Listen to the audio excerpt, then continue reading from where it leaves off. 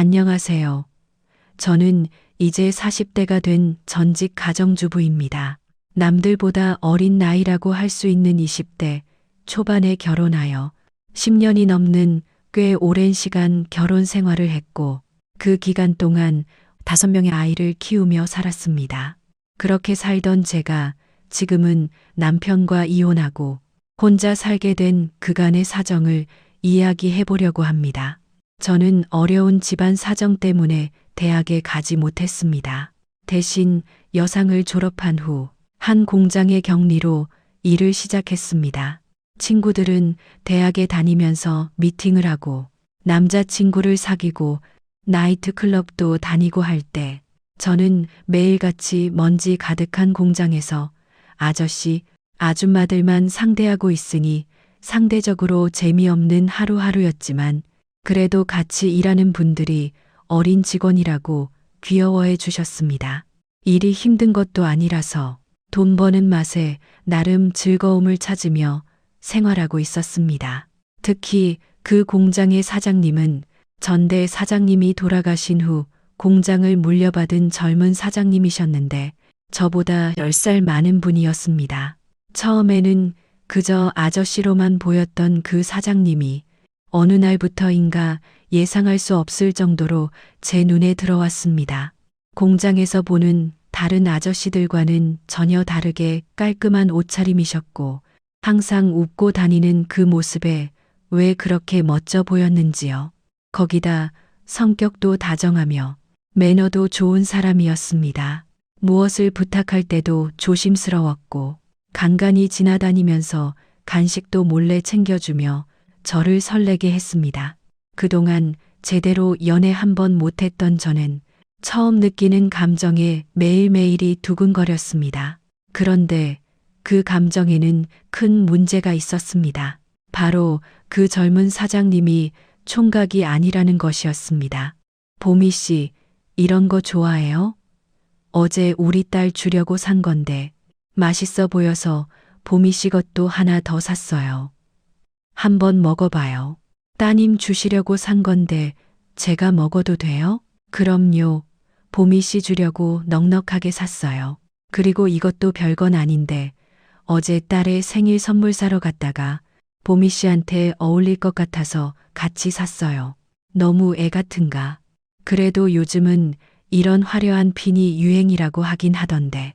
사장님은 하루에도 몇 번씩 자기 딸의 이야기를 입에 올리며 살뜰히 자기 딸을 챙기는 딸바보 아빠였습니다. 그러면서 딸에게 가져다 줄 간식이나 선물을 사서 들고 다니시다가 저한테도 하나씩 나눠주고는 했습니다. 그러다 보면 저런 자상한 남편을 둔 부인은 얼마나 좋을까 부럽기도 하고 나도 저런 아빠가 있었으면 좋았을 텐데 하는 생각이 들기도 했습니다.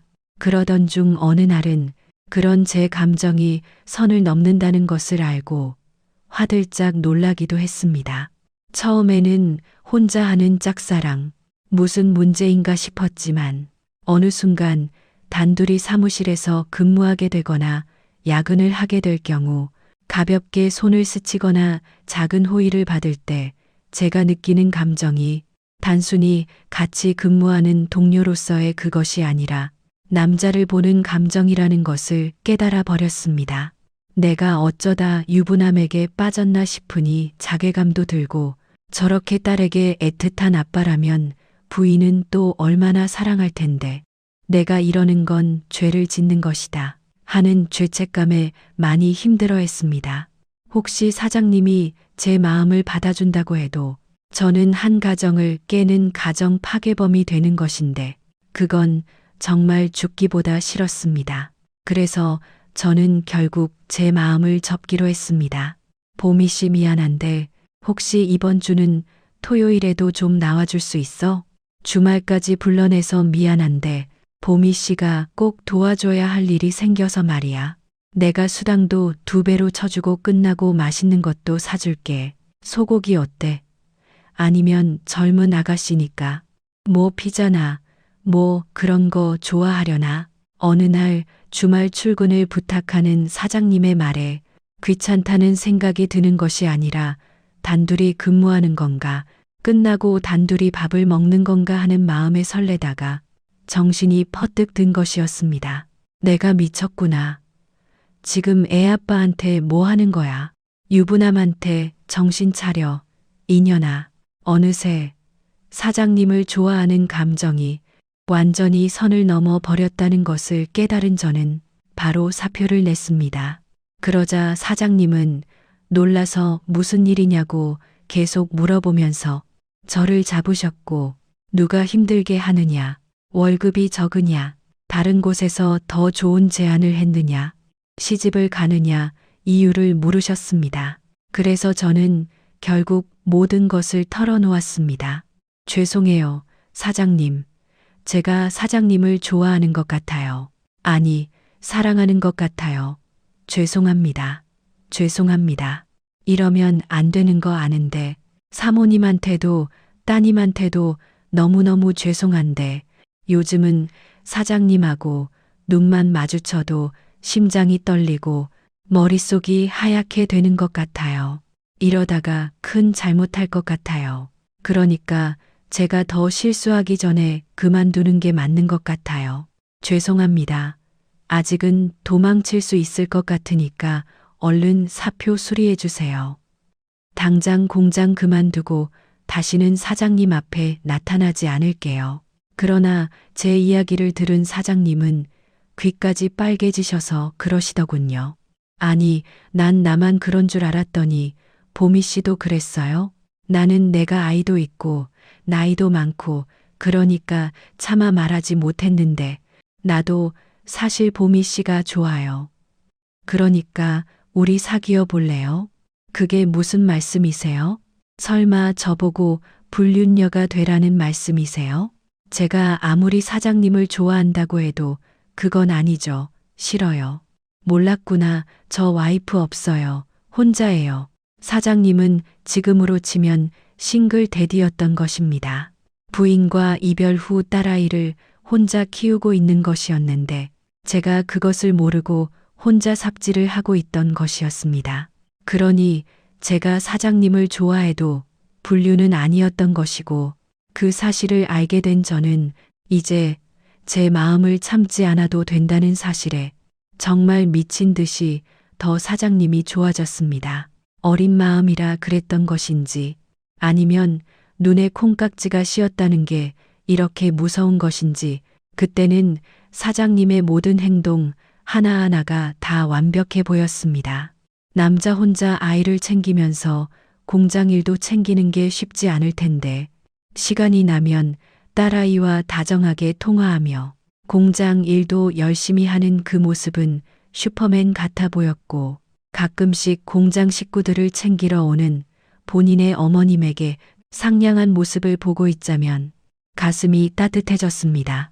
집안의 짐덩이라는 자기 동생이 가끔 나타나서 용돈을 달라고 해도 실은 티 한 번 낸 적 없이 지갑을 여는 여유로운 모습도 어찌나 다정해 보이는지요. 그래서 서로 사귀기로 한 지 반년도 되지 않은 순간 결혼하자고 프로포즈하는 사장님의 제안을 덥석 받아버렸습니다. 좋아요. 완전 좋아요. 이제 사장님 딸은 걱정하지 마세요. 제가 친구처럼 언니처럼 정말 좋은 새엄마가 되어줄게요. 그동안 엄마가 없어서 외로웠던 그 마음, 제가 든든하게 메꿔주는 진짜 괜찮은 와이프가 될 테니까 기대 아주 많이 하셔도 될 거예요. 당시 제 결혼 소식을 들은 사람들은 하나같이 저를 말리면서 어린 저를 꼬시는, 그것도 애까지 있는 남자는 진짜 나쁜 놈일 것이라고 했지만, 이미 사랑에 눈이 멀어버린 저에게 그런 말이 귀에 들어올 리가 없었습니다.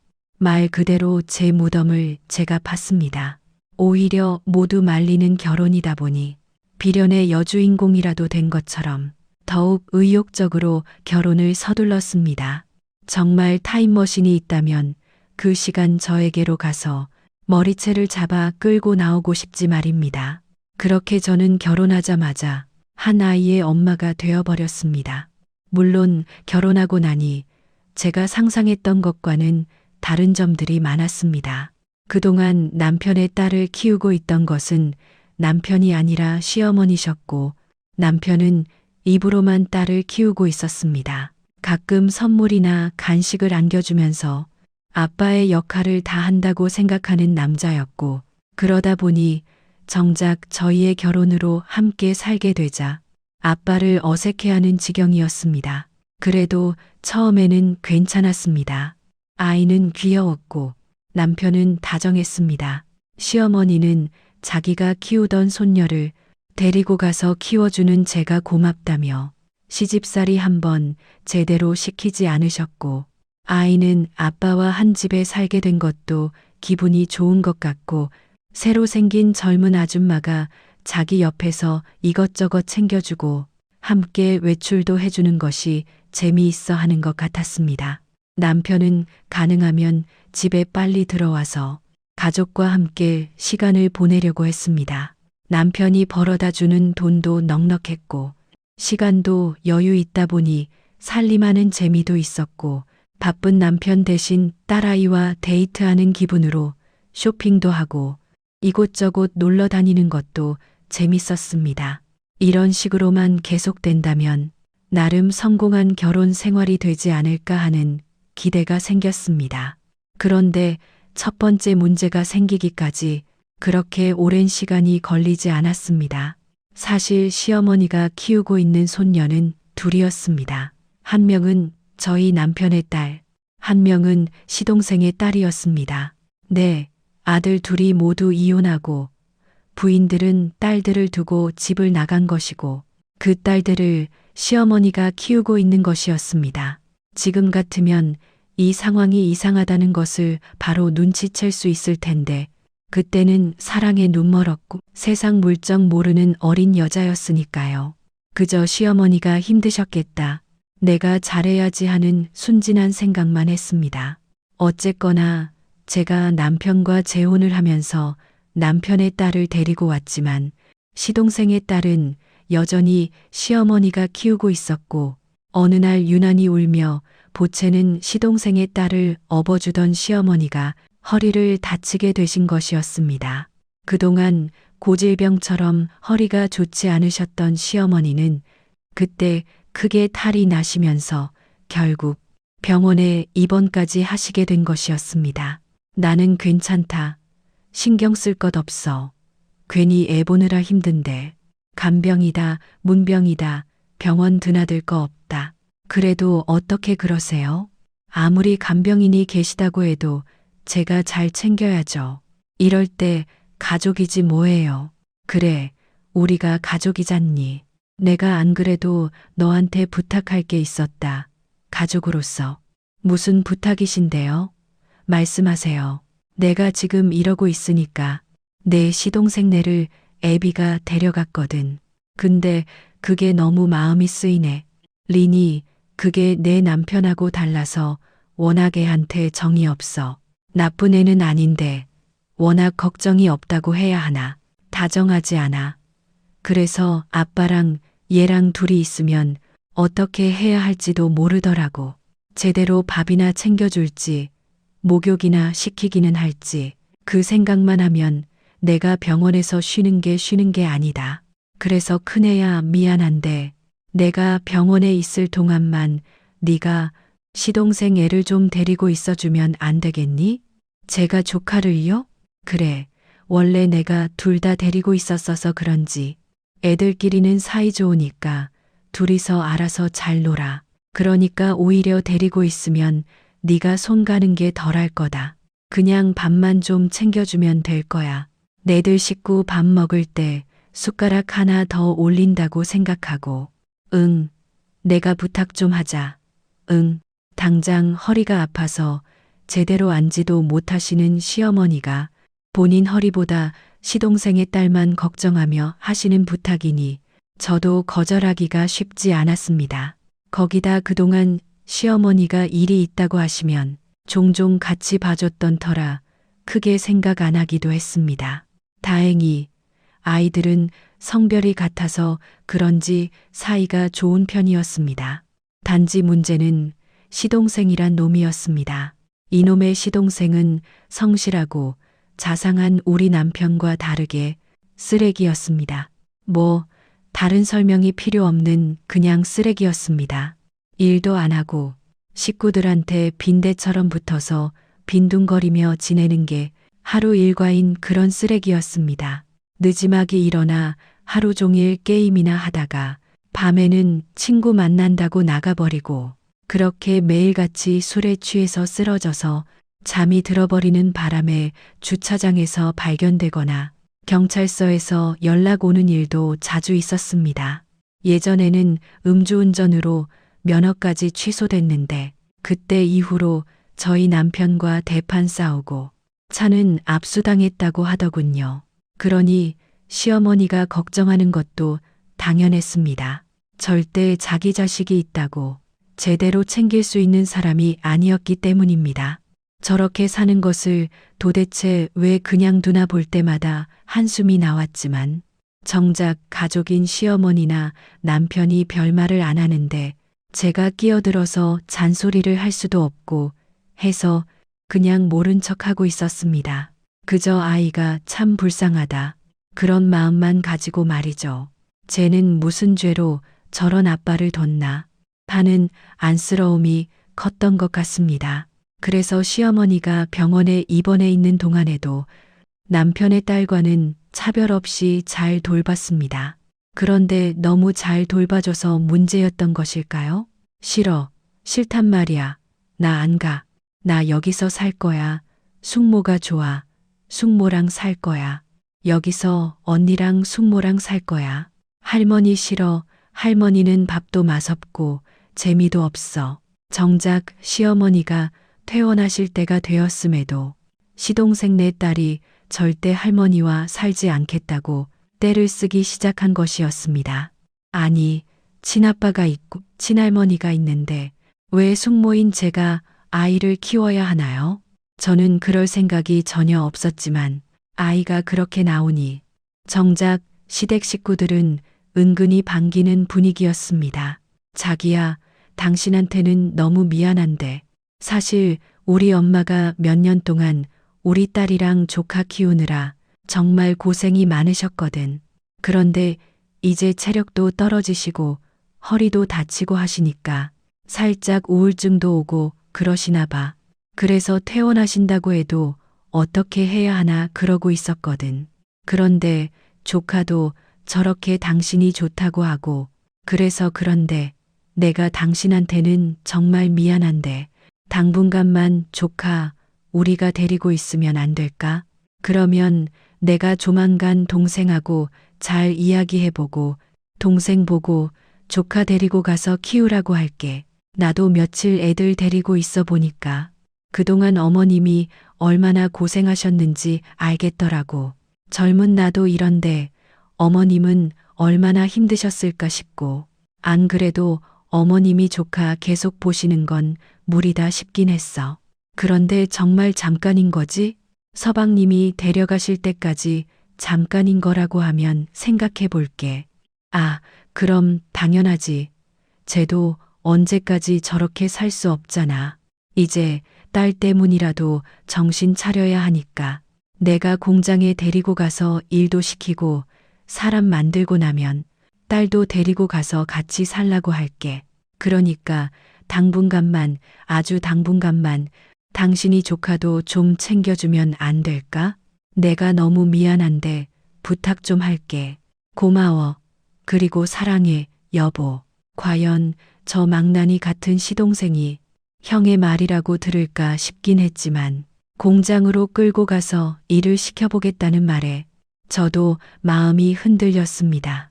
시동생을 이대로 뒀다가는 정말 온 가족의 짐이 될 것 같았고 이 기회에 시동생이 정신을 차리면 좋겠다고 생각했습니다. 그러나 정말 그건 저의 크나큰 착각이었습니다. 시동생은 정신을 차리기는커녕 저에게 딸을 맡기고 반년도 되기 전에 새장가를 가겠다며 배가 잔뜩 부른 여자를 데리고 집으로 찾아왔습니다. 그것도 임신을 했음에도 머리는 금발로 염색하고 미니스커트에 빨간색 하이힐을 신고 껌까지 쫙쫙 씹고 있는 여자를 말이죠. 그때 저는 확신이 들었습니다. 아, 쟤는 그냥 사람이 안 되겠구나. 내가 지금 헛기대를 하고 있구나라고 말이죠. 도련님, 결혼식은 언제 하시는 거예요? 살림은 바로 합치시는 거죠? 그럼 유미는 언제 데려가실 생각이세요?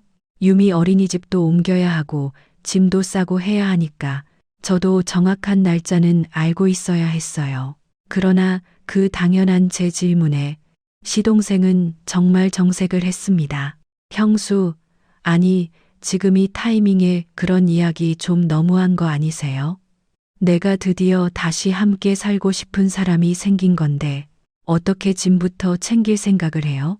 지금은 새 가족들이 생긴다는 사실을 축하부터 해주고 뭘 해주는 게 좋을지 고민할 타이밍 아니에요?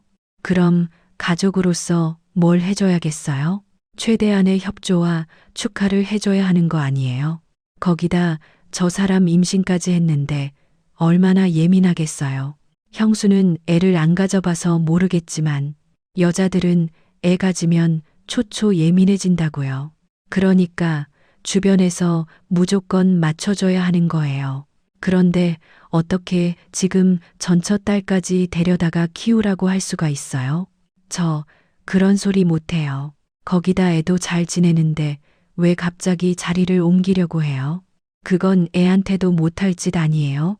그리고 형, 나 저 사람하고 합치려면 지금 집은 무리니까. 아, 우선 돈 좀 해줘. 집부터 이사 가야 할 거 아니야. 자기 딸을 짐이라고 표현하는 인성을 보고 있자니 정말 경악스러울 정도였습니다.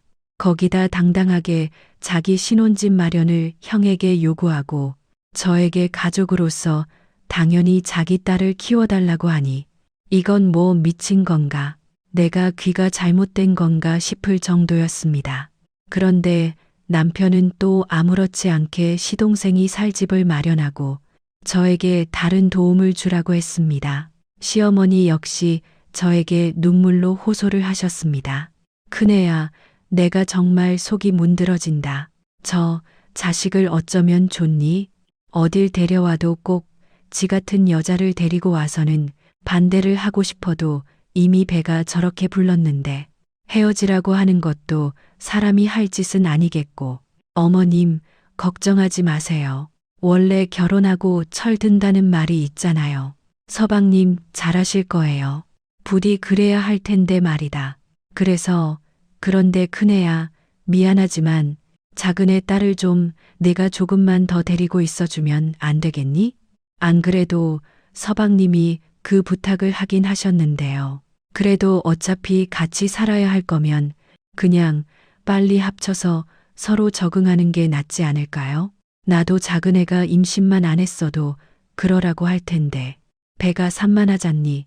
원래 여자는 임신하면 뭐든지 극도로 예민해지는데 지금 저 상황에서 애까지 같이 합치면 솔직히 싸울 일만 더 생기지 않겠어?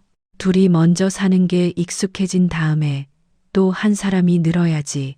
좀 적응이 쉬울 것 같은데 내 생각은 어떠니? 세 사람이 몸 좀 풀고 산후조리 좀 할 때쯤이면 서로 합치는 게 적당하지 않겠어? 지도 사람이면 새로 아이 태어나서 정신없이 키우다 보면 제 자식 예쁜 거 알겠고 그러면 다 큰 자식한테 미안한 마음도 들겠지. 그럼 자연히 다른 자식도 데려다가 끼고 키우지 않겠니? 그러니까 네가 조금만 더 고생해주면 안 되겠니? 내가 이렇게 부탁을 한다.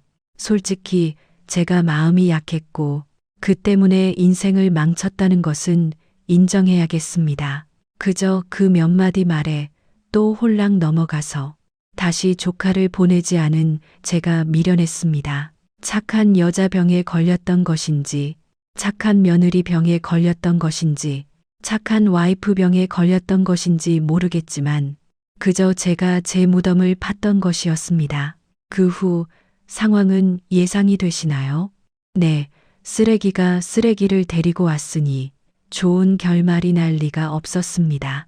시동생이 데리고 온 그 여자는 아이를 낳고 일주일도 되지 않은 날 산후조리를 해주던 시어머니에게 아이를 맡기고 그대로 잠수를 타버렸습니다. 잠수를 타면서 집에 있던 귀금속과 현금은 다 들고 달아났고 집담보 대출까지 살뜰하게 다 받아서 나갔다고 하더군요. 시동생은 그 여자를 잡겠다며 집을 나가서 잠적해버렸고 그 상황에 충격을 받으신 시어머니는 그래도 어떻게든 자기가 신생아는 책임을 져보겠다고 했지만 이미 한번 탈이 났던 허리가 괜찮을 리가 없었습니다. 마음고생까지 하며 제대로 잠도 자지 못하고 신생아를 돌보던 시어머니는 다시 허리병이 재발했고 결국 태어난 지 한 달도 채 되지 않은 신생아까지 제 차지가 되어버렸습니다. 남편은 죽도록 미안해했지만 그때쯤 공장이 힘들어져서 집에도 제대로 들어오지 못하고 일을 할 때니 뭐 그저 말뿐이었습니다. 그렇게 저는 제가 낳지도 않은 새 아이를 키우는 처지가 되었습니다. 와, 아이가 둘에서 셋이 됐을 뿐이라고 생각했는데 신생아를 키우는 것은 정말 차원이 달랐습니다. 자기가 버림받은 것을 안 것인지 이 유난히도 예민한 신생아는 3시간마다 깨서 울면 분유를 주고 잠들 때까지 계속 안아주고 또 안아주고 어머님 허리뿐 아니라 제 허리까지 나가는 줄 알았습니다. 그런 상황에서 남편의 딸과 큰 조카까지 동생을 질투하며 까칠하게 굴었고 저는 중간에 껴서 몸과 마음이 정말 성하지 않았습니다. 그저 남편이 제 눈치를 보면서 얼른 우리 애가 생기면 그 핑계로 시동생네 애들은 보내자는 말에 저는 병원까지 다니면서 임신에 더 노력하게 되었습니다. 그리고 시어머니는 본인의 허리만 괜찮아지면 시동생네 애들은 자기가 데리고 가겠다고 해서 그 말을 그나마 희망으로 기다리고 있었습니다. 그러나 결국 그 여자를 찾지 못하고 다시 나타난 시동생이 뻔뻔하게 입으로만 아빠 노릇을 하기 시작하자 저는 폭발하고 말았습니다. 시동생이 쓰레기 같은 인성을 가진 막장 인성인 것은 알고 있었지만 지금의 얼굴에 이게 뭐예요? 형수님, 도대체 애를 어떻게 보는 거예요? 정신을 어디다 두고 다니는 거예요? 집에서 펑펑 노는 사람이 애도 제대로 못 봐서 이런 상처를 만들어요? 진짜 제대로 하는 게 뭐예요? 싸가지 없는 말은 기본이었고 애 키가 왜 이렇게 안 커요? 식사 제대로 안 챙겨주는 거 아니에요? 매일 고기, 생선, 야채가 제대로 챙겨주고 있는 거예요? 과일이나 야채는 부족하다 싶으면 주스로 좀 갈아주고 그래야 하는 거 아니에요? 주제 파악 못하고 수시로 훈수질까지 했습니다. 사람이 너무 봐주니까 만만하게 보나 싶어서 그러게요. 제가 원래 집에서 노는 게 전문이라서 애들 보는 거 못하겠네요. 저는 노느라 바쁘니까 애들은 서방님이 데려가세요. 내일 당장 짐 싸서 서방님 집으로 보내드릴 테니까 육아에 대해서 전문가처럼 잘하는 서방님이 애들 얼굴에 흠집 하나 안 나게 삼시세끼 잘 챙겨 먹이면서 잘 길러주세요. 그럼 키도 금방금방 클 거고 피부도 뽀얗게 이쁘게 클 거예요. 제가 많이 부족해서 많이 죄송하네요. 물론 겁주려고 한 말이긴 했지만 그대로 달아날 줄은 몰랐습니다. 시동생은 제가 그 말을 한 다음 날 잠수를 타버렸습니다. 친구의 소개로 원양어선을 타기로 했다며 돈도 벌고 정신도 차려오겠으니 그동안 자신의 아이들을 잘 부탁한다며 말이죠.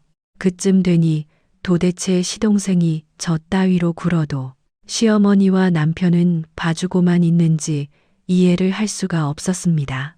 그저 막내라서 철이 없어서 어려서라고 감싸주기만 했는데 어리긴요. 지금 저희 집에 아이가 셋인데 어른인 시동생을 어리다고 봐주는 게 말이 되는 일인가요? 제 동생 같으면 머리채라도 잡았으면 좋겠는데 어떻게 된 게 다들 시동생 말이라면 껌뻑 죽는 것이 답답할 정도였습니다. 모르는 사람이 보면 시어머니나 남편이 시동생에게 무슨 약점이라도 잡힌 사람 같았으니까요. 그래도 솔직히 시동생이 눈에 안 보이니 좀 나았습니다. 아이들이 힘들기는 했지만 꼴 보기 싫은 사람이 눈앞에서 알짱거리며 잔소리하는 것이 사라지니까 속 시원했습니다. 그런데 이게 어이가 없게 시동생이 사라지니 세상 인자하시던 시어머니가 저를 잡기 시작하셨습니다. 넌 결국 내 시동생 쫓아내니까 속이 시원하니? 그 여리고 순한 게 그 험한 곳에서 험한 사람들이랑 일하게 하니까 좋냐고. 넌 사람이 왜 이렇게 독하니? 어쩜 이렇게 정이 없어? 그 여린 게 자기 자식들도 못 보고 지금 얼마나 마음이 아플 거야. 그래, 너 그러는 거 아니다. 너도 자식 키우면서 그러는 거 아니라고. 제가 키우는 게 제 자식인 것도 아니고 시동생이 자기 자식 키우는 게 싫어서 도망간 것인데 그것을 제 탓을 하는 시어머니를 보니 어이가 없었습니다. 남편은 시어머니가 워낙 막내한테 약하다고 자기가 잘하겠다고 마음에 두지 말아달라고 빌기만 하니 억울해도 어쩌겠습니까? 한 귀로 듣고 한 귀로 흘릴 수밖에요. 그저 저에게 무조건 잘하는 남편을 보며 참고 또 참을 수밖에 없었습니다. 그렇게 또 1년의 시간이 지나갔습니다. 그 시간 동안 시동생은 집에 연락 한 번 하지 않았고 명절이나 시동생 생일 때만 되면 시어머니는 눈물 바람으로 저를 원망했습니다. 시동생네 애들을 붙잡고 저 때문에 내들 아빠가 집을 나간 거라는 욕까지 하는 바람에 시동생네 애들과 저의 사이도 점점 나빠져 갔습니다. 거기다 남편의 딸도 점점 나이가 들면서 조금은 빠른 사춘기가 와버렸습니다. 그 귀엽던 아이가 말을 함부로 하기 시작하고 슬슬 거짓말을 하기 시작했습니다. 제가 용돈을 주지 않는다고 거짓말을 하기도 했고 밤에 자기들만 두고 외출을 한다는 말을 하기도 했습니다. 길에서 어떤 남자와 둘이 팔짱을 끼고 가는 것을 봤다는 말을 하기도 했습니다. 시어머니는 그런 아이의 말을 무조건 믿고 저를 잡기 시작했고 남편도 계속해서 들어서 그런지 한 번쯤 의심하는 눈빛을 보내고는 했습니다. 그런데 이게 참 어려웠습니다. 아무리 억울한 소리를 듣고 아이가 나쁜 말을 해도 정말 친엄마처럼 야단을 치는 게 쉽지 않았습니다. 남들은 그럴수록 더 강하게 야단을 치고 해야 격을 허물 수 있다고 하는데 그게 쉽지가 않았습니다. 그러는 와중에도 제 아이는 생기지 않고 힘든 시간이 계속되었습니다. 남편은 이미 아이를 만든 적이 있으니 문제가 있다면 저에게 있다는 이야기라 스트레스는 더욱 심해져 갔습니다. 그때가 제 인생에서 가장 힘든 시간이었던 것 같습니다.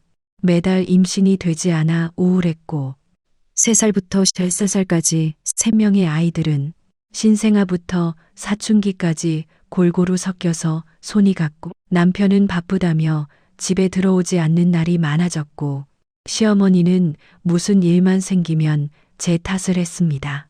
저는 제대로 외출 한번 할 수 없이 집안일과 아이들 뒷바라지를 하면서 우울감이 심해지고 있었습니다.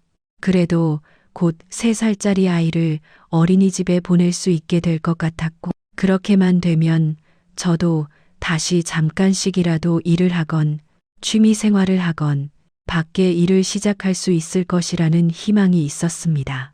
남편도 그렇게 약속했습니다. 그런데 정말 시동생은 평범한 쓰레기가 아니었습니다. 구제할 수 없는 핵폐기물급 쓰레기였고 그저 저에게 끔찍한 피해로 다가왔습니다. 이번에는 쌍둥이를 안고 나타난 것이었습니다. 시동생이 정말 원양어선을 타긴 했었습니다. 그런데 너무 힘든 나머지 첫 번째 기항지에서 바로 도망을 쳐서 잠수를 타버렸던 것이었어요. 저희 남편은 회사에서 연락을 받아 선불받은 돈을 물어주면서 이미 알고 있던 사실이었지만 저에게는 말하지 않은 것이었습니다. 그리고 그대로 잠수탄 그곳에서 만난 현지인 여자와 살림을 차리고 살다가 임신까지 시키고 출산 후 산모가 몸이 약해 시름시름 앓다가 하늘나라로 가게 되자 아이들과 함께 그렇게 이번 쌍둥이 신생아를 데리고 제 앞에 떡하니 나타난 것이었습니다. 정말 쓰레기인 주제에 생식 능력까지 어디 내놔도 빠지지 않는 쓰레기였습니다. 이제는 진짜 안 되겠다는 생각이 들었습니다. 이번에도 아이들을 집에 들였다가는 정말 5명의 아이를 키우는 보육교사가 될 것 같았고, 무엇보다 이렇게 스트레스를 받는 상황에서는 아이도 생기지 않을 것 같다는 확신 아닌 확신도 들었습니다.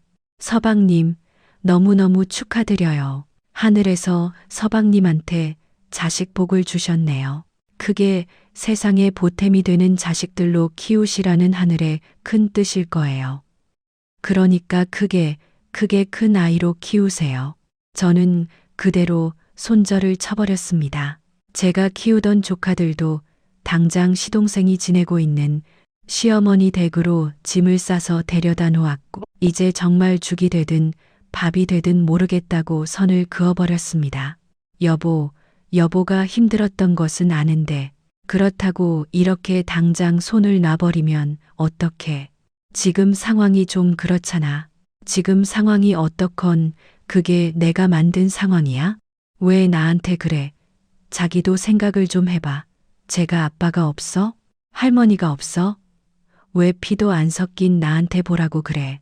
내가 우리 엄마 허리만 멀쩡해도 안 이런다니까. 그런데 지금 이 상황에서 어떻게 애들을 보시라고 해. 내 동생도 이제 정신 차리고 일하겠다고 하는데 저렇게 집에서 애만 본다고 하면 또 그냥 저렇게 백수로 살라고 그럴 수 없잖아. 여보, 도와주는 길에 조금만 더 도와주면 다 좋잖아. 내가 정말 길게는 안 바랄게. 우리 아이가 생길 때까지만, 딱 그때까지만. 당신이 안 봐주면 어떡해. 우리 유종의 미를 거둔다고 생각하고, 그러나 저는 단단히 마음먹은 상황이었습니다. 저도 결혼해서 몇 년을 좋은 말에 속아 부모 아닌 부모 노릇을 하고 있고, 조카들은커녕 자기 딸 육아에도 도움을 안 주는 남편의 말이 귀에 들어오지 않았습니다. 항상 좋은 말로 우선 이것만 넘기자 하는 속이 뻔히 보이는 남편의 거짓말에 질려가고 있기도 했습니다. 싫어, 절대 싫어. 싸지르는 사람 따로 있고 수습하는 사람 따로 있고 지금 이게 무슨 난장판인데. 내가 당신하고 내 애 낳고 알콩달콩 살고 싶어서 결혼했지. 돈도 못 받는 식모에 보모하려고 당신하고 결혼한 줄 알아? 어림도 없어. 이제 절대 싫어. 절대 안 해. 그나마 내가 당신 사랑하니까 지금까지도 참고 애 봐준 거야. 그런데 이제 어림도 없어. 그렇게 걱정되면 당신이 시동생하고 같이 애를 기르던지 아니면 어머님한테 해보는 사람 붙여주던지. 어쨌든 나는 빼고 해. 나는 아니니까. 나 이제 더 안 해 못해. 어머님이나 남편이나 어떻게든 저를 설득하려는 모습이 보였기 때문에 저는 정말 필사적으로 버텼습니다. 시동생이 찾아와서 개판을 쳐도 모른 척, 남편이 애걸복걸해도 모른 척, 시어머니가 불러서 야단을 쳐도 모른 척, 그저 모른 척으로만 일궈냈습니다. 그렇게 포기를 하나 했는데 어느 날 집에 돌아오니 집에 짐이 빠지고 있었습니다. 이게 뭐야? 무슨 일이야? 짐을 왜 빼는 건데? 뭐야? 뭔데? 그러나 남편은 너무나 태연스럽게 뻔히 보이는 거짓말을 했습니다. 미안. 지금 공장이 너무 힘든 상황이라 결국 이렇게 됐어. 그동안 말 못해서 미안해. 내가 어떻게든 해보려고 했는데 내가 능력이 없어서 미안해. 내가 금방 다시 회복해서 금방 다시 집 살게. 그때까지만 우리 엄마네 집에서 같이 지내자. 와, 정말 미칠 것 같았습니다. 너무 눈에 빤히 보이는 거짓말을 하며 제가 다시 아이들을 볼 수밖에 없는 상황을 만들어 버렸습니다. 물론 저도 버텼습니다. 시댁에는 못 들어간다. 안 들어간다. 단칸방이라도 좋고 원룸이라도 좋다. 정 안 되면 고시원이라도 들어가자. 그러나 모두 작당을 해서 저를 코너로 몰았습니다. 친정이라도 있었으면 집이라도 나가겠는데 변변한 친정도 없었고 그동안 생활비는 남편이 준 카드로 했었기 때문에 따로 모아놓은 생활비도 없었습니다. 남편은 공장이 어렵다고 하면서 그 카드마저 끊어버리고 시어머니에게 생활비를 탔으라는 황당한 소리까지 했습니다. 한마디로 네가 아이들을 돌보지 않으면 생활비도 없다라는 선언 같았습니다. 저는 잔뜩 독이 올라 시댁으로 들어갔습니다. 내가 너무 만만하게 좋다 하니까 다들 나에게 얹혀 살고 싶은 마음이 들어서 저도 막 나가기로 했습니다. 시댁과 합가는 했지만 딱 제가 할 일만 했습니다. 가족들 밥은 차렸습니다. 집 청소도 했습니다. 빨래도 했습니다. 그리고 남편의 딸도 챙겼습니다. 딱 거기까지만 했습니다. 절대 시동생의 아이들의 일에는 참견하지 않았습니다. 새벽에 쌍둥이들이 울건 말건 못 들은 척 잠만 잤습니다. 남편이 나가보라고 저를 침대 밖으로 밀어도 모르는 척 눈을 뜨지 않았습니다. 시어머니가 방문을 열고 들어와서 불을 켜고 이불을 걷어가며 소리를 질러도 못 들은 척 했습니다. 그러다 성질이 나면 저도 소리를 질렀습니다. 아이들 아빠한테 가세요. 왜 저한테 그러세요? 아이들 할머니시잖아요. 할머니가 달래시던가요. 당신 지금 뭐 하는 거야? 얼른 가서 애들 좀 달래봐. 어머님, 이제 나이 드셔서 잠 깨시면 안 된단 말이야. 그래, 당신 말 잘했어. 어머님은 나이 드셔서 밤에 잠 깨시면 안 되시니까 젊은 당신이 가봐. 당신이 애들 삼촌이잖아. 왜 촌수도 제일 멀고 피도 안 섞인 나한테 그래. 쓰레기 같은 식구들에게는 저도 미친 사람처럼 나가는 게 답이라는 생각이 들었습니다.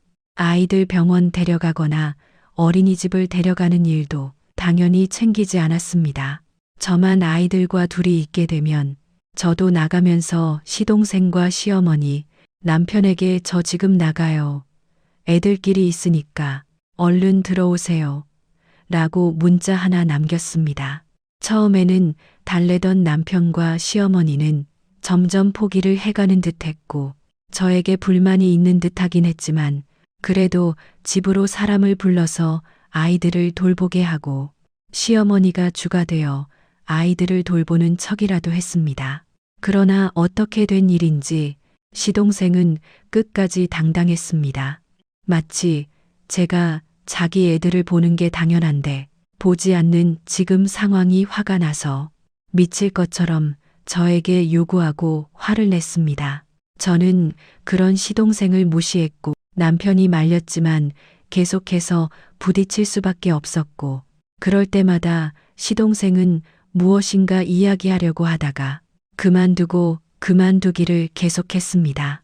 그러다 결국 일이 터진 것은 시아버지의 제삿날이었습니다.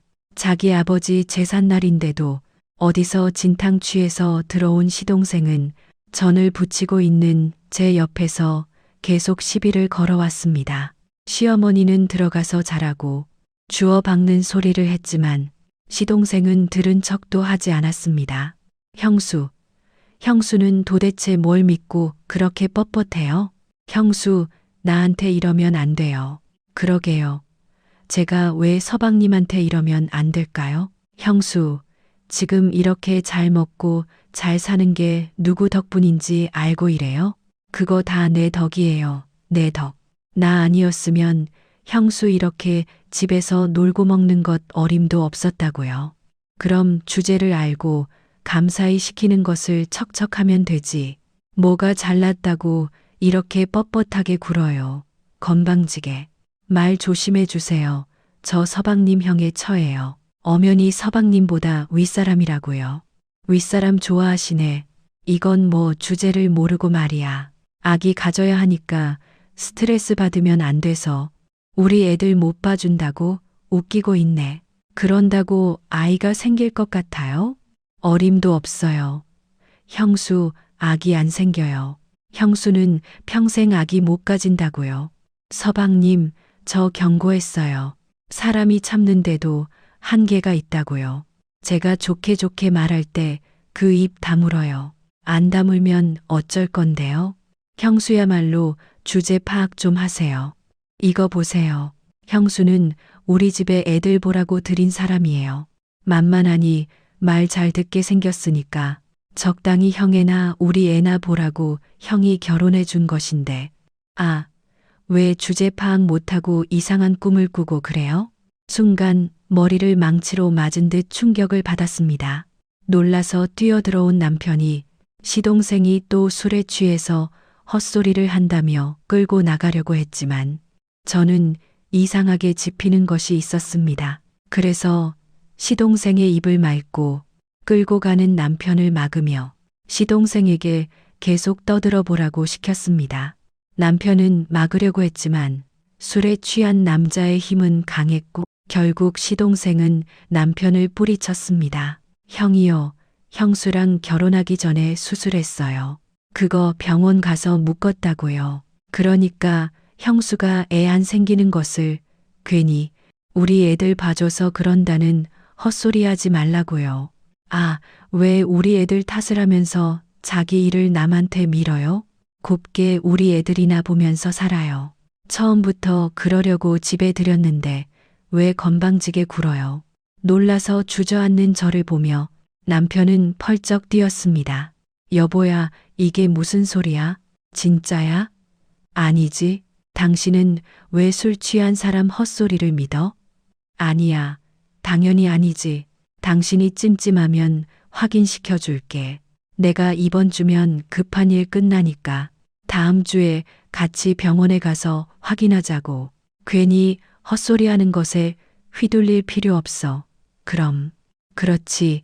남편이 저를 속였을 리가 없지.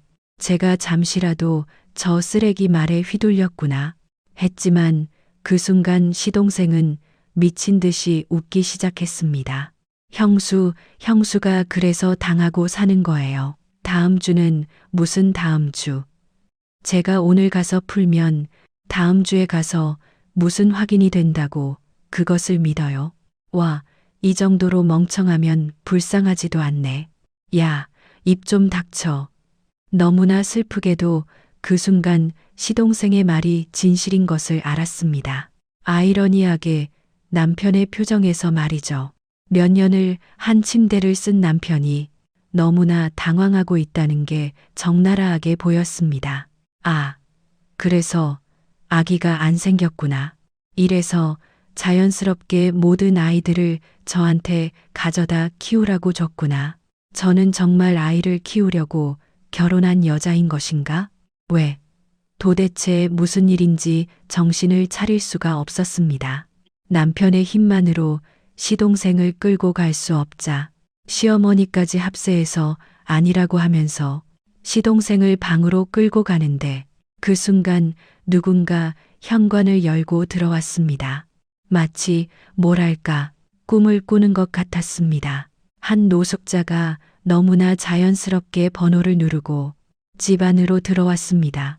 그리고는 무엇인가 확인하듯 집 안을 두리번거리더니 저와 눈이 마주치고도 그냥 스쳐 지나갔습니다. 그리고 시아버지 제사상 앞에 서더니 부들부들 떨더니 제사상 위에 사과와 배를 들어서 바닥에 팽개치기 시작했습니다. 저는 그 와중에도 놀라서 그 노숙자를 말리려고 하는데 결국 시동생이 남편을 뿌리치는데 성공했는지 달려 나왔습니다. 이제 주제 파악 좀 된 거죠? 그러니까 이제 찍소리 말고 우리 애들을. 그 순간이었습니다. 상위에 음식들을 마구 바닥으로 집어던지고 있던 노숙자가 시동생과 눈이 마주쳤고 그 뒤를 쫓아오던 남편과 시어머니와도 눈이 마주쳤습니다.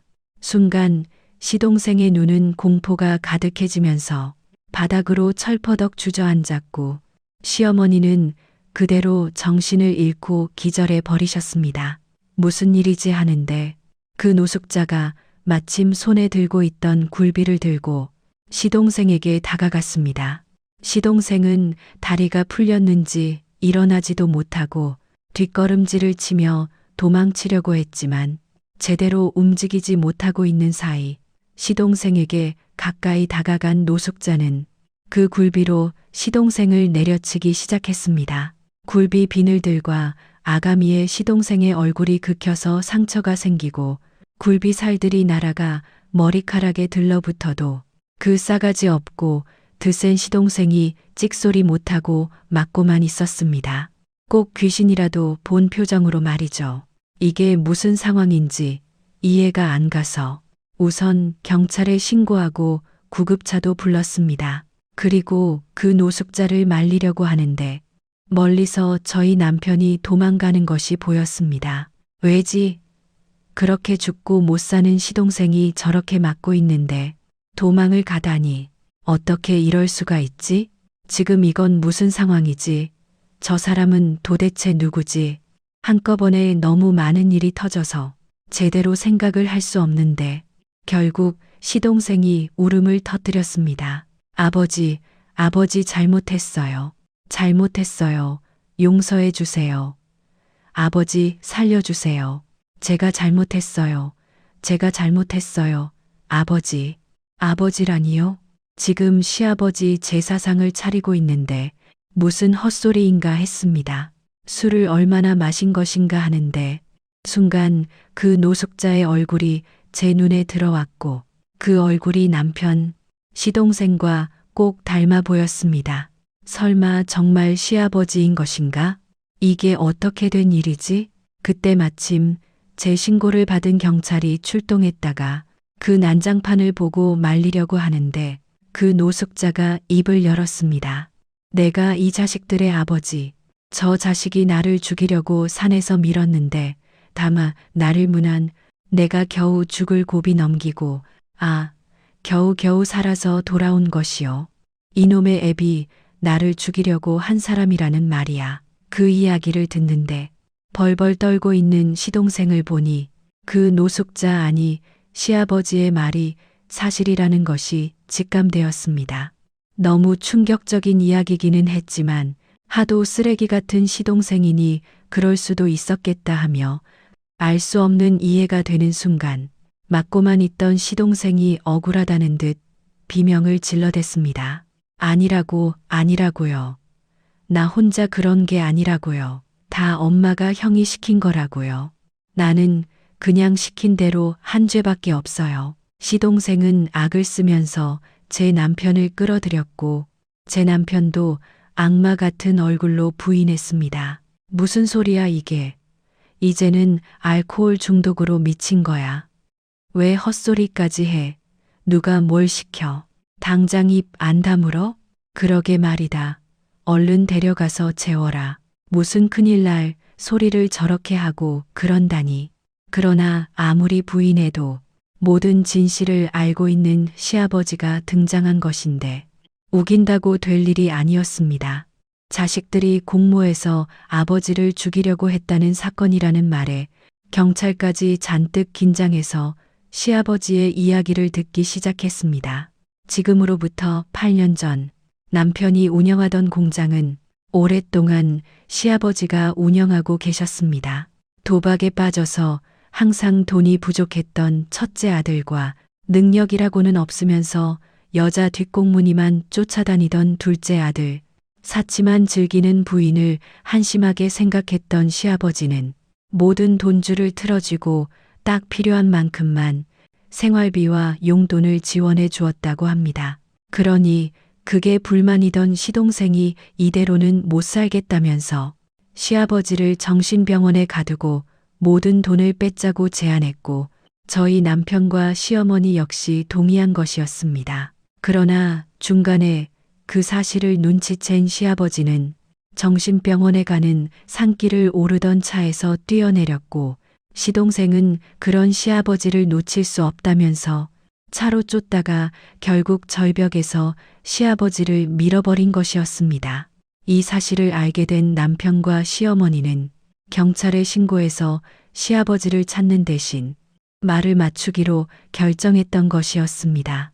혹시라도 시아버지가 살아서 돌아온다면 정신병으로 몰아서 병원에 입원시키려고 하던 중에 가출을 해버렸다. 제정신이 아니다. 지금 하는 이야기는 다 헛소리다. 그렇게 말하기로 했습니다. 그런데 다행인지 불행인지 시아버지는 돌아오지 않았고 저희 남편과 가족들은 시아버지가 그대로 죽었다고 생각한 것이었습니다. 자신들이 시아버지를 절벽에서 떨어지게 만들었는데도 죄책감은커녕 앞으로는 큰 돈을 마음껏 쓸 생각에 들뜬 가족들은 공장을 자신의 이름으로 돌린 후에 마음껏 돈을 쓰기 시작했습니다. 그 중에서도 가장 큰 역할을 한 시동생은 손가락 까딱하지 않고 놀고 먹으면서 그 돈을 쓰고 있었던 것이었습니다. 그러다 시아버지의 실종 신고 후 5년이 지나 사망 처리까지 되자 가족 모두 정말 시아버지가 죽었으려니 하고 잊고 있었던 것입니다. 그런데 죽은 줄 알았던 아버지가 살아 돌아왔으니 다들 기절할 것처럼 놀랄 수밖에요.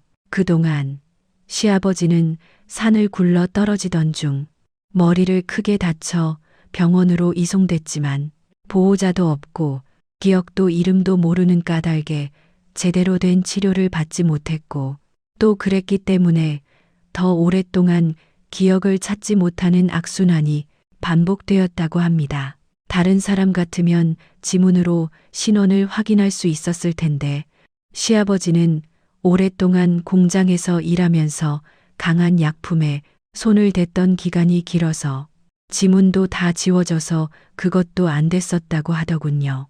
그렇게 자신이 누군지 모르고 노숙자로 지내던 중 최근에 다시 작은 사고를 당하면서 그 충격으로 기억을 되찾게 되신 것이었습니다. 그 이야기를 들으면서도 저는 혼란에 빠졌었습니다. 시동생이라면 충분히 그럴 수 있다는 생각이 들었지만 그래도 남편은 아직 믿고 싶었던 것 같습니다. 내가 선택했고, 내가 사랑했고, 내가 함께 아이를 낳아 가정을 꾸리고 싶었던 남자였으니까요. 그렇게 오랜 시간 함께 했던 사람이 그 정도까지 최악이라고는 믿고 싶지 않았습니다. 갑자기 나타난 시아버지라는 사람보다 제가 겪었던 제 남편을 믿고 싶었던 마음이 컸습니다. 그런데 그 순간 또 한 명의 불청객이 찾아왔습니다. 제가 공장을 그만두면서 새로 그 자리에 뽑은 여직원이었습니다. 그 여자는 한 아기를 안고 집 안으로 들어왔습니다. 안녕하세요. 오늘이 시아버지 제사라고 들었어요. 제 아들이 이 집 장손이 되는 것인데 시아버지한테도 인사는 드려야 할 것 같아서 이렇게 찾아왔어요. 그런데 무슨 일 있으신가요? 되게 어수선하네요. 정말 대환장 파티였습니다. 나중에 알게 된 사실이지만 그동안 남편이 공장 일이 바쁘다며 집에 들어오지 않던 시간, 제가 남편의 딸과 시동생 네 아이들과 씨름을 하고 있던 그 시간, 남편이란 사람은 공장에 새로운 여직원과 살림을 차려서 불륜을 저지르고 있었던 것이었습니다.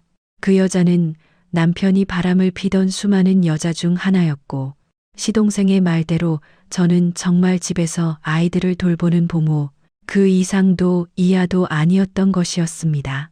그동안 남편의 말만 믿고 의심 한 번 하지 않았던 저는 얼마나 바보였는지요. 그렇게 시아버지의 일에 자신의 불륜까지 한꺼번에 터지자 남편도 당황했는지 저에게 매달리며 통사정을 했습니다.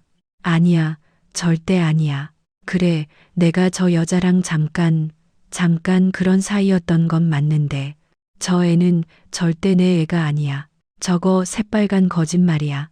자기야, 나 믿지. 나 믿어야 해. 거짓말은 무슨. 자기야, 이제 좀 그만해. 나도 자기 부인만큼 애 잘 볼 수 있어. 그러니까 이제 저 여자랑 이혼하고 나랑 살자고. 우리 이제 애까지 생겼잖아. 이건 운명이야. 애도 못 낳는 저런 여자 버리라고. 너 자꾸 거짓말할래? 내가 임신 못 시킨다고 했지. 도대체 어떤 자식 애를 임신해 와서 나한테 뭐라고 하는 거야? 여보, 진짜 아니야. 저 애 내 애 아니라고. 그리고 저 남자 아니야. 우리 아버지 아니야. 우리 아버지 돌아가셨어. 저 사람 그냥 미친 사람이야. 미친 사람이라고. 그런데 희한하게도 필사적으로 아니라고 하는 남편의 말을 들을수록 모든 것이 진실이라는 생각이 들었습니다. 제 눈에만 그렇게 보인 것은 아니었는지 남편과 시동생은 그대로 경찰들에게 끌려갔고 정신을 잃고 있던 시어머니도 병원에서 깨어나자마자 경찰에 연행되었습니다. 남편과 시동생은 저 남자는 그냥 미친 노숙자다.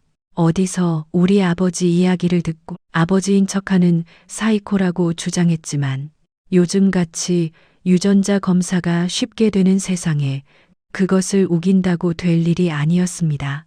결국 시댁 식구들은 시아버지의 살인 미수, 살인 사주, 살인 방조 혐의로 구속되었고 그 사이 저는 이혼 소송을 진행했습니다. 남편은 자신이 갇혀 있으니 옥바라지를 해줘야지 이혼이냐며 펄펄 뛰었지만 어림도 없는 소리였습니다. 도대체 저를 얼마나 만만하게 봤으면 저런 소리를 하나 황당했지만 그만큼 제가 만만하게 보였다는 뜻이었습니다. 그 후 저는 남편의 기대와는 전혀 다르게 시아버지의 편에서 재판을 도왔습니다. 그 과정에서 들어간 비용은 이혼하면서 받은 재산 분할에서 충당했으니 결국 시아버지 돈이긴 했습니다. 재판은 꽤 오래 걸렸습니다. 다른 이유는 아니었고 피해자인 시아버지가 워낙 크게 처벌을 원했기 때문이었습니다. 최대한 많은 증거와 증언들을 모아서 제대로 형량을 받게 하고 싶다는 시아버지의 노력 덕분인지 시동생은 주범, 남편은 공범으로 처벌을 받게 되었습니다. 평범한 살인 미수도 아니고 존속 상해였기 때문에 가중 처벌되어서 시아버지가 만족할 만할 정도는 아니었지만 변호사 말로는 충분히 높은 형량이라고 했습니다. 문제는 시어머니였습니다. 당장 시어머니까지 감옥에 들어가게 되면 시동생의 아이들은 제가 키우든지 고아원으로 보내야 할 텐데 아이들은 무슨 죄인가 싶고 그렇다고 제가 아이들을 키우면서 그 집과 인연을 이어가고 싶은 마음은 전혀 없었습니다. 그래서 시아버지와 상의 끝에 시어머니의 재판에는 특별히 탄원서를 내주었습니다. 시어머니의 나이가 많기도 했고 사정을 들은 재판정에서는 시어머니에게 아이들이 성년이 될 때까지 책임지고 양육하는 조건으로 집행유예를 선고했습니다. 그 후 시어머니는 전 남편이었던 사람과 전 시동생이었던 사람의 자식들 5명을 혼자 키우면서 고생하고 있다는 소문을 들었습니다. 그네들은 반항기가 심해져서 하루가 멀다 하고 보호자가 학교에 불려가야 하는 상황이 벌어졌고 쌍둥이들은 할머니에게서 한시도 떨어지지 않고 업어달라고 하는 바람에 이미 탈이 났던 허리는 거의 제대로 펴지도 못할 정도라고 했습니다. 몇 번인가 저에게 도와달라며 불쌍한 척을 해오길래 할 수 없이 전화번호를 바꿨습니다. 시아버지에게 용서해달라고 매달리면서 금전적인 도움이라도 받으려고 했다고는 하는데 몇 년 동안이나 복수의 칼을 갈았던 시아버지 입장에서는 어림도 없는 일이었습니다. 지나고 보니 저의 시간이 아깝기도 하고 미련했던 제가 답답하기도 하지만 그래도 살아온 날보다 살아갈 날이 더 많기 때문에 지금까지의 저를 반성하며 앞으로는 조금 더 현명하게 살 수 있을 것이라고 생각합니다.